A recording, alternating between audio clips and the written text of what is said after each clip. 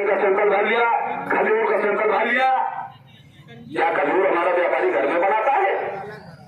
खरीद के लाता है, पनीर खरीद के लाता है, दूध खरीदता है। अगर आपको सैंपल भरना है, भर लो, ले जाओ। जाओगे कहां? मीटिंग तो जाओगे। मेरा व्यापारी केवल गवाह बन सकता है, ना कि मुद्दई चोर बन सकता है, ना कि वो कहेगा उसके ऊपर मुकदमा नहीं लिखा जाएगा, नहीं लिखा जाएगा, क्योंकि व्यापारी मेरा खरीद रहा है, उसका मैन्युफैक्चरिंग नहीं करता है, उसको सप्लाई नहीं कर रहा है, क्योंकि उसको बनाता नहीं है, खरीद रहा है। हम गवाह बनेंगे और वो जो आ रहा है लेकर के उसको हम बताएंगे कि ये देखिए पर्चा है, कच्चा बिल हो, पक्का बिल हो, कोई भी हो, बिल हो और बिल रहेगा तो मुकदमा उसी के नाम लिखा जाएगा, ना कि मेरे व्यापारी को गवाह वाले कालम में डाला जाएगा। अदालत में भी कुछ नहीं होगा, 20 से 50 रुपए जुर्माना होता है, लेकिन मेरा व्यापारी मुकदमे के नाम पर डर जाता है। मैं आपसे बता दूं, डरने का काम छोड़ करके सिर्फ एक काम करें। कोई भी आए, ठीक भैया आप सामान दीजिए, पैसा दीजिए, फूल विभाग आए, काटा बाट आए, या आयकर विभाग, सेंट्रल गवर्नमेंट या यूपी गवर्नमेंट, कोई भी आए, 40 लाख सालाना आय रिटर्न जिनका है वो जीएसटी के दायरे में है ही नहीं। आज से एक बात जान लो आप लोग। और 40 लाख के ऊपर अगर है तो जीएसटी के दायरे में है। अगर नहीं बनवाया है तब भी आपको 6 महीने का मौका मिलेगा, न कि कार्रवाई करने का। वो धमकाने का काम करें, वो कुछ नहीं कर पाएंगे। आप तुरंत कह दीजिए, चौहान साहब से बात कीजिए। दूसरी चीज, अगर यदि मान लीजिए गोदाम का आपने बनवाया नहीं है, गोदाम ओपन नहीं किया है, गोदाम में आग लग गई, जैसे कार्ड बन रहा है, तो मैं सबसे चाहूंगा कि ये गोदाम में सामान रखे या मकान में रखे, दुकान में रखे, दुकान का तो बन ही गया है, उसको केवल ओपन करना है। आपको कहीं गोदाम में चोरी हो गई तो आपको दिक्कत पड़ जाएगी, क्योंकि उसका क्रिया नहीं मिलेगा। दूसरी चीज ये है कि आप जो भी कच्चा बिल हो, पक्का बिल हो, अपने पास न रख करके उसको घर में रखें, क्योंकि अगर शॉर्ट सर्किट से आग लग गई तो आप कहेंगे मेरा बिल भी चल गया, तो मैं क्लियर नहीं दिला पाऊंगा। अगर आपके शॉर्ट सर्किट से आग लगी है तो आपका अगर 10 लाख का, 1 लाख से 10 लाख, 1000 से 50 लाख, जितने का भी माल का पर्चा आप दे पाएंगे, चाहे कच्चा हो पक्का, उतना आपको भुगतान कराने का ये व्यापार मंडल करेगा काम, उसको तत्काल दिलाने का काम करेगा 1 हफ्ते के अंदर। लेकिन अगर जैसे आज लक्ष्मी में कुछ होता है तो आप तुरंत तत्काल फोन करें, फायर ब्रिगेड को फोन करें, 100 नंबर को फोन करें, फोन उठे ना उठे 3-4 बार आप लोग कॉल कीजिए। कोई नंबर नोट कर लो, नंबर जिसके नंबर हो मैं बता दूंगा, सिर्फ केवल नंबर नोट कर लो, उसी पे FIR हो जाएगा और उनके ऊपर होगा, क्योंकि आपातकालीन नंबर है, वो आधे घंटे के अंदर नहीं उठते हैं। आप हमको बताइए, हम तत्काल करेंगे, वो लोग आएंगे।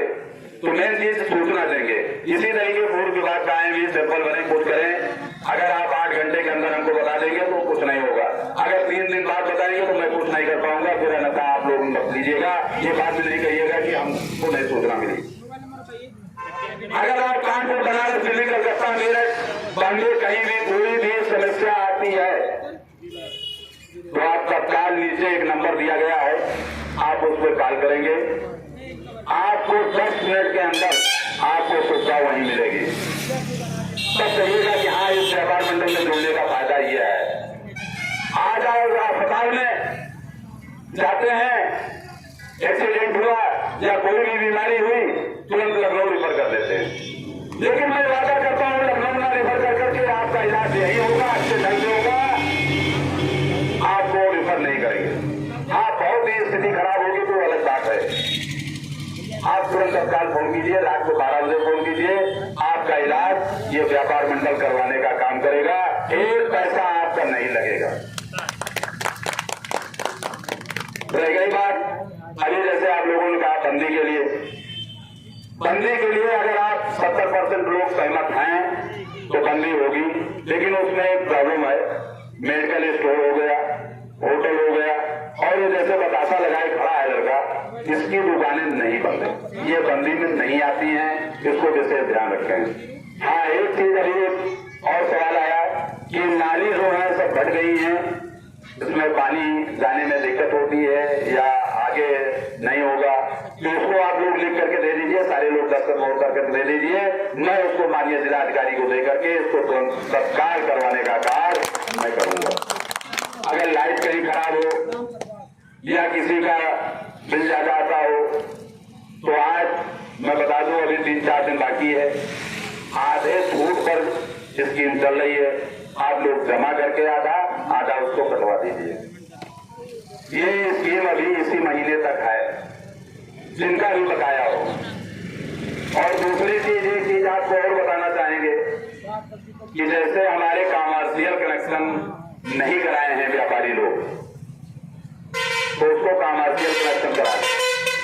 कॉमर्शियल कनेक्शन कराने से एक फायदा ये होता है कि जो अभी हम बता रहे हैं कि शॉर्ट सर्किट से आग लग गई तो हम बिजली विभाग से पैसा वो वसूलते हैं, ये भी आपको बता दे रहे हैं। तो कॉमर्शियल अगर कनेक्शन होगा आपकी दुकान का तब बीमा उसका हो जाता है, उसी के साथ ही हो जाता है। तो ये उसमें है, कॉमर्शियल में उसमें कोई फर्क नहीं है, सिर्फ केवल 150 रुपए का फर्क है। वो भी जब करवाओगे तब बाकी बिल उतने आएगा जितना आप खर्चा करेंगे। तो कॉमर्शियल कनेक्शन आप लोग करवाएं। और सबसे बड़ी हम आपसे अनुरोध करेंगे कि आप अपनी चाहे छोटी दुकान हो चाहे बड़ी दुकान हो, एकदम छोटी कोई बात नहीं है, एक 5,000 का एक 1,500 का सीसीटीवी कैमरा आता है। अपनी दुकान के सामने अगर सीसीटीवी कैमरा लगा लेंगे तो उससे बहुत बड़ी फैसिलिटी रहती है। जैसे कोई आया, सामान लिया, दादागिरी किया, कुछ भी हुआ, सारा चीज उसमें रिकॉर्ड हो जाता है। तो ये सारी सुविधाएं होनी चाहिए। अभी आपको बता दें, इसी जिले के तहसीलदार ने कितनी अभद्रता से उस भट्टे मालिक को उठाया घर से और पीटते हुए उनके होमगार्ड, आज उनको क्या हुआ? पूरी तहसीलदार को देखिए किस तरीके से आज सस्पेंड करवाने का कार्य ये व्यापार मंडल किया। वो भट्टा व्यापारी था, किसी कारण में भट्टे का भट्टा बैठ गया, मैं मानता हूं, लेकिन ये तो नहीं है कि उसको इतना ना हो गया कि घर से रसीद करके लाए ले सकते। ये कहां का नियम है? मैं वादा करता हूं किसी भी व्यापारी का कोई भी अधिकारी अगर शोषण करेगा तो मैं कहीं बर्दाश्त नहीं करूंगा। ईट से ईट बजाने का कार्य ये व्यापार मंडल करता है और किया है। अभी रायबरेली में देखे होंगे, व्यापारी को लाल में गोली मारी गई। मैंने एसपी साहब को फोन लगाना चालू किया, एसपी साहब फोन नहीं उठाए। यहां तक आपको बता दे कि मैं लालगंज टूल टैक्स पहुंच गया, तब तक नहीं उठाए। मैंने डीआईजी साहब आदि साहब को फोन किया और उन्होंने कहा चौहान साहब मैं आ रहा हूं। जब वो आना चालू हुए तो वायरलेस झनझनाना चालू हुआ। तब इन्होंने मुझको फोन किया, कहा आपने डीआईजी साहब को फोन कर दिया, चौहान साहब क्यों किया? हमने कहा मेरा व्यापारी मारा गया है इसलिए फोन किया। कहें मैं आपको देख लूंगा। हमने कहा क्या देख लोगे? बहुत से एफआईआर देख लिया मैंने, देखो कौन रिकॉर्ड हो गया। मैं कहता हूं, सबको कहता हूं, जिससे बात करा करो, जिसमें टू कॉलर है उसको रिकॉर्डिंग लगा दिया करो, वो रिकॉर्ड रहता है। मैंने जिलाधिकारी को तुरंत भेज दिया। डीआईजी साहब वहां आए, मैंने तुरंत डीआईजी साहब को कहा ये देख लीजिए। एसपी साहब को बुला करके सामने पूछा, एसपी साहब ने कहा इन्होंने बड़ी बदतमीजी से बात किया।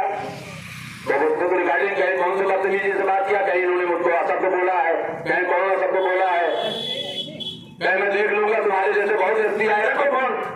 तो कहीं ठीक किया है डीआईजी साहब ने, उनके शब्द ने कहा ठीक किया है। जिसके परिवार का सदस्य खत्म होता है, गोली मारी जाती है, वो बर्दाश्त नहीं करेगा, तुम्हारी गाड़ी लगा देता, तब भी कम था, क्योंकि उसका एक परिवार का सदस्य चला गया। आप कह रहे हैं कि आपको मुझको गाली दिया है, मुझको धमकी दिया है।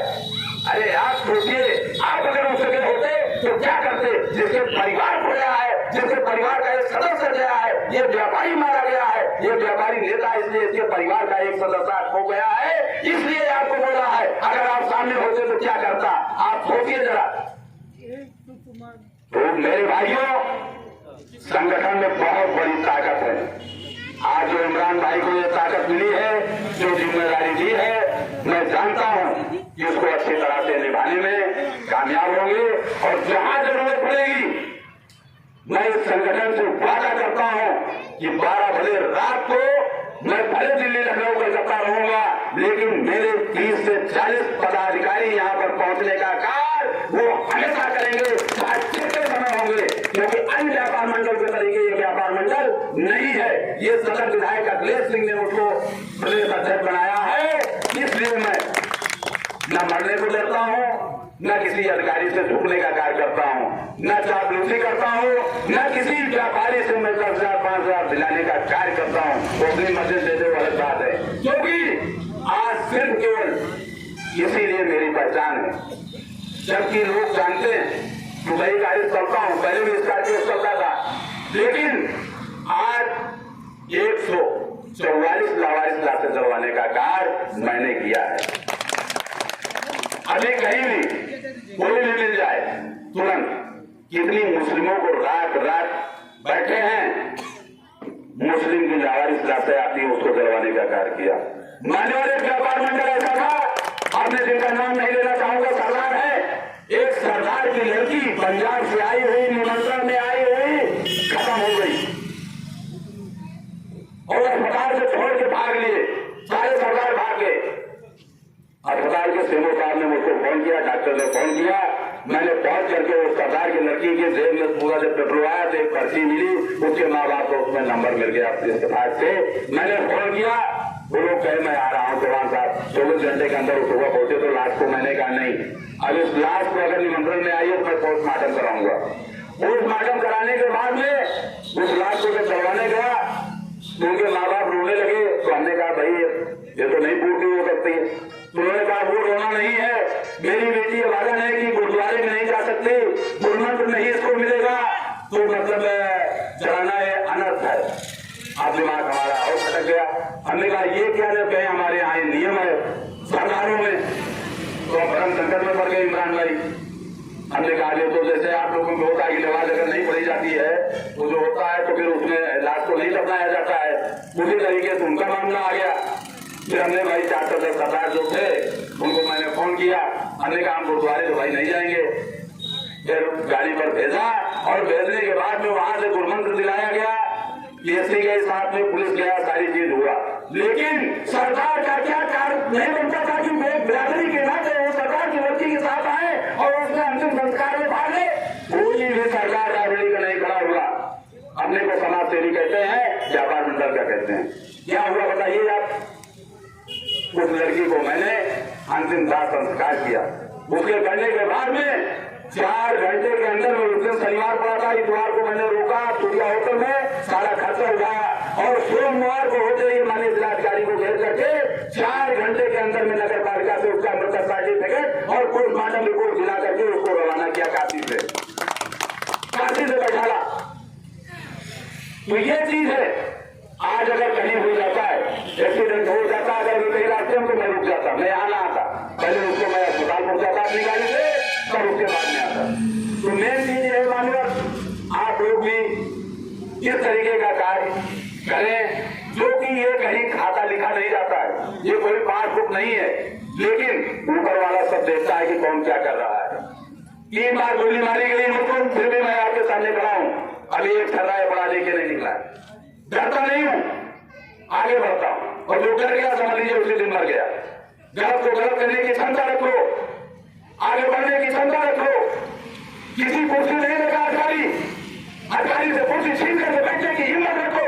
आप एक पदाधिकारी है, ये किसी राजनीतिक दल से नहीं है, ये अराजनीतिक दल से, ये व्यापार मंडल किसी कांग्रेस बीजेपी भाजपा का नहीं है, ये किसी राजनीतिक दल से जुड़ा हुआ व्यापार मंडल नहीं है। भले आप लोग किसी राजनीतिक दल में है, मैं वो नहीं चाहता हूं, लेकिन अगर मेरे व्यापारियों का काम करता है तो आप लोग एक होकर के, एक साथ होकर के व्यापारी एकता जिंदाबाद के नारे लगाएंगे। सारे व्यापारी एक हो जाइए उस समय, क्योंकि व्यापारी का मामला है। व्यापारी को अगर कहीं भी कुछ हो जाता है, एक्सीडेंट हो रहा है या कहीं कुछ हो गया, किसी ने मार दिया, तुरंत आप लोग फोन कीजिए, तत्काल उस पर कार्रवाई होगी।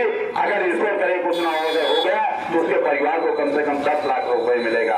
और मैं कहता हूँ 58 साल 59 साल के जो भी हो गए हो, वो हमारे सचिव को लिखा देंगे, उनको 7 साल बाद 3,000 रुपए हर महीना पेंशन मिलना चालू हो जाएगा।